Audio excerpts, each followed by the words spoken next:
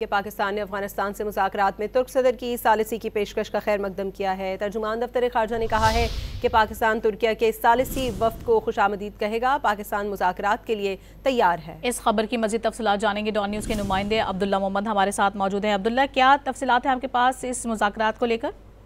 جی بالکل، پاکستان اور افغانستان کے درمیان قطر اور پھر ترکیہ میں بھی مذاکرات ہوئے، لیکن اب ترجمان دفتر خارجہ طاہر اندرابی نے کہا کہ پاکستان ترکیہ صدر کی ثالثی کی پیشکش کا خیر مقدم کرتا ہے اور اس کو خوش آمدید کہتا ہے۔ پاکستان مذاکرات کے لیے ہر وقت تیار ہے۔